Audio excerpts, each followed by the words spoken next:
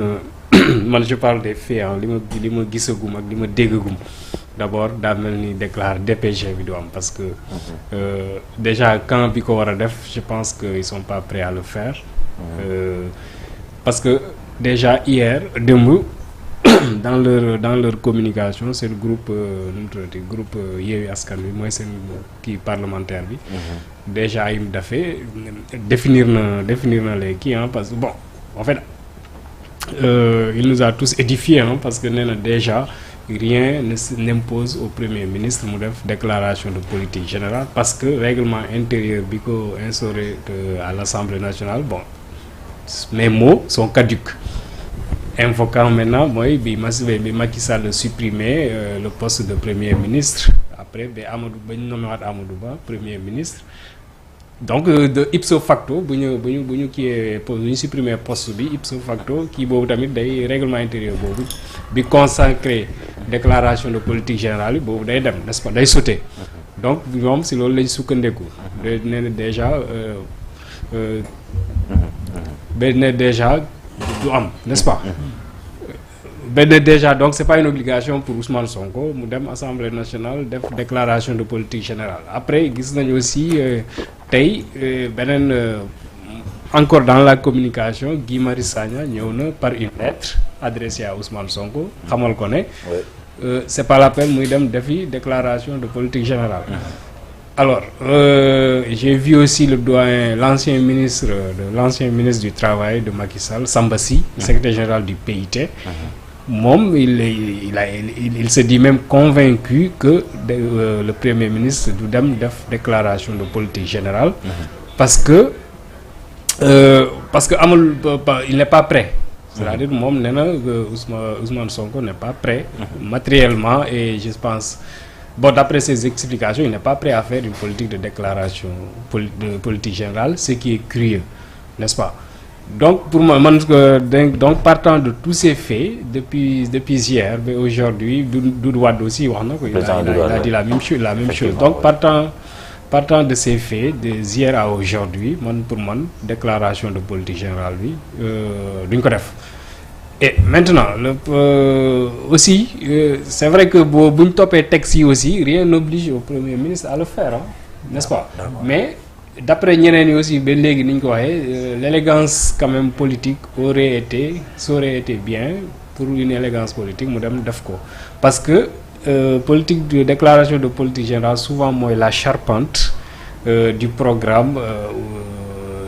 du président de la République c'est-à-dire si moom ngay ñëw teg Assemblée nationale nga ne leen pendant 5 ans d'une manière sectorielle nii lañ bëgg a def fii lañ bëgg a jëmee réew bi si pêche bi fii lañ bëgg a jëmee réew bi agriculture fii lañ bëggee nii dans 5 ans et ça se discute les députés en discutent en plénière après ministre du budget peut-être ñëw après moom it mu expliquer sur la base de ses recettes du budget nan la ñuy def ba kii ba dawal kii boobu nu mu tuddati quinquennat bi c'est-à-dire programme yooyu ba def ko n'est-ce pas donc mu am ou ñàkk am je pense que peut-être bon maintenant dina nekk parce que c'est politique donc forcément il y aura un débat politique là-dessus parce que c'est politique le cas d'en face qui est inexistant depuis un certain moment ñoom nee nañ c'est bon ils se veulent aussi républicains dañuy may un état dañuy may ñi nekk fii qui viennent s'installer dañ leen may état de grâce pour 100 jours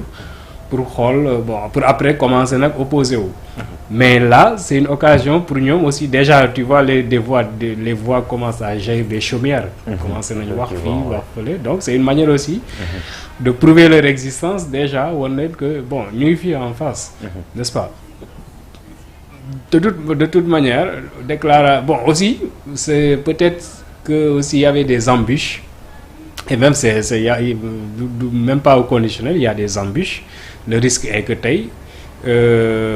et c'est politiquement explicable le risque est que le nouveau régime ils n'ont pas la majorité à l'Assemblée nationale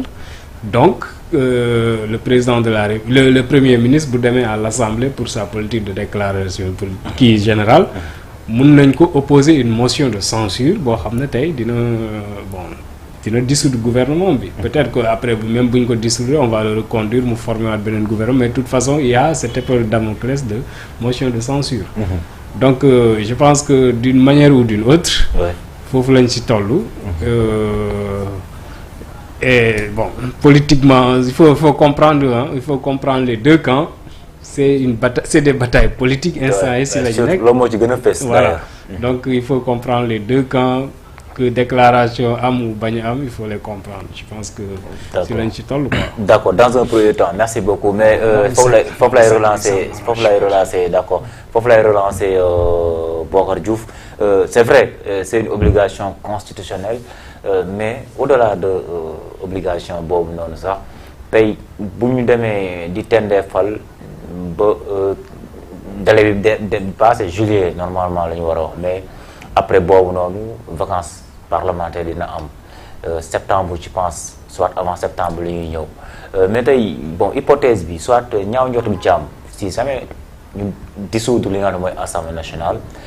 organiser waat ay élections législatives ñu am majorité au sein de l'assemblée nationale bon est-ce que foofu noonu itamit dina am sens nga ñëw dérouler fa say programme parce que automatiquement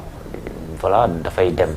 comme nu mu waree c'est-à-dire itamit ci moment boobu nag ak moment bi ñu nekk est-ce que mën nañu fee tëral ay programme yoo xamante ni nii tey jaarale ñu ko avant tout ci peccum ndaw réew ma ba mu mun a am impact fii nii est-ce que itamit loolu tamit voilà bokkul ci conséquences yi. waaw lépp mu ngi dellu si waat ci assemblée nationale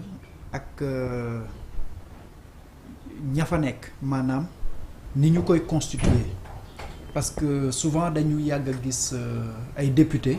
yoo xam ne au lieu ñu nekk ay députés du peuple dañuy nekk député wu parti dañuy nekk député wu président ba mais si on avait une assemblée forte vraiment par rapport ak niñ ko doon xaare je pense bien que defe naa problème bi du sax posé wu parce que dina fekk au moins le comment dirais-je le président de l'assemblée kese bu ñëwoon wax avec parce que recevoir nañ ko fan yi bu ñëwoon wax avec le premier ministre je pense bien que nii édifier nañ sax un peu la population ou les citoyens sur en fait un calendrier lan la ñu xaar bi ñu génnee ñu def une déclaration conjointe wala ku nekk def une déclaration ci ni la ko peut-être président mën a santé pour éclairer déjà ñu xam fi ñu jëm. Deuxième chose mooy que gis nga problème mu déclaration yi comme ni ko Babou waxee léegi dafa am li ñuy wooye légalité am li ñuy wooye légitimité maanaam tey ci yoon légalement le président de la le premier ministre bu ko deful mënuñ ko topp walla mënuñ ko obligé d'après li ñu wax par rapport ak manquement yi mujj am ci règlement bi mais légitimité moom waroon na ko mën a jaral mu dem ci ñi nga xam ne tey mën na jàpp ne daanaka dañ fa témboo ci ay nombre député mu dem am fit ak sañ-sañu dem taxaw défendre li nga xam ne moom la bëgg mais c'est juste lu muy défendre bu ñu ko jàllalee c'est tant mieux bu ñu ko jàllalewul lépp luñ ci mun a def comme je l'ai dit ça va les désavantager mais dina am peut-être une certaine dose de comment dirais-je d'objectivité boo xam ne tey war na mën a am au sein de la majorité actuelle qui est l'opposition à l'Assemblée ñooñu dinañ mën a am xëy na mat gu day ni li ñuy poser moom da ciy am njàngat parce que man j'ai pas peur d'être critiqué parce que critique daf lay grandir day tax nga xam ne ah man maa ngi bëggoon teg fii sama tànk waaye la diw ma lay wax moo tax noonu dafa baax ci nit doomu aadama bu ne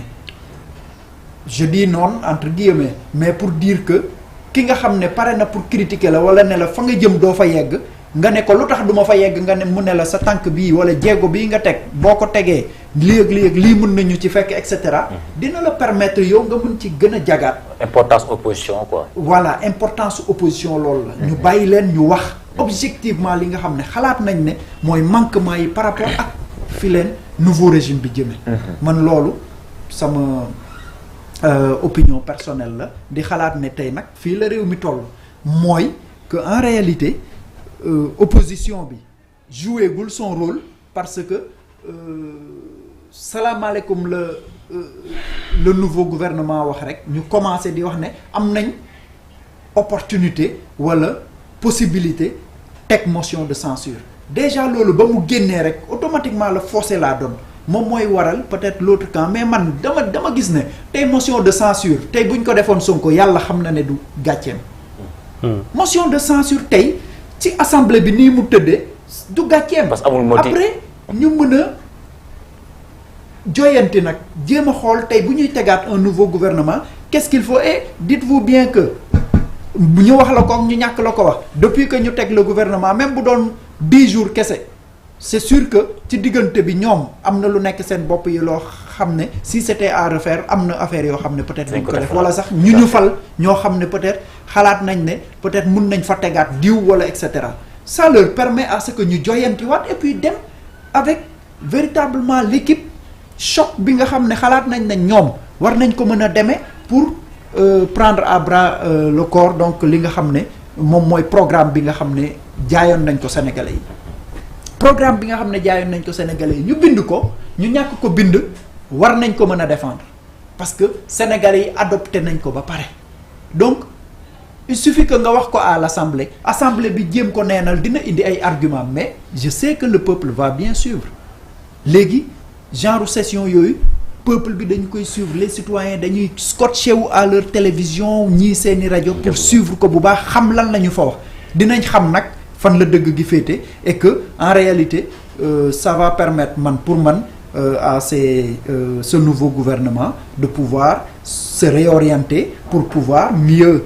sauter donc je pense bien que foofu daal la ñu toll ci yëf yi pour dire que war nañu mën a dem jarul ñu koy ragal parce que tey bu ñu demoon li ñu fa gën a mën a am ci li nga xam ne peut-être mooy li fa yées mooy motion de censure bi te motion de censure bi ki nga xam ne yaa ngi dem mu wax la ne la boo ñëwee maa ngi lay xaar ak sama motion de censure mais bu censurer en réalité amatul sens quoi amatul solo. si après nit ñi sax ñoom ñooy arbitre effectivement Sonko moo tax ma xalaat ne. na dem man bu doon man la dama ko naan suba ne leen xaaratuma sax juillet suba kaay leen ñu jàkkaarloo. d'accord c'est ça un peu véritable. Baaw moom wax na ko suba boobu noonu. kaay leen ñu dem mën na nekk mais. est-ce que tamit duñu comprendre que ni Ousmane Sonko junjoon nañu que ni ñoom actuellement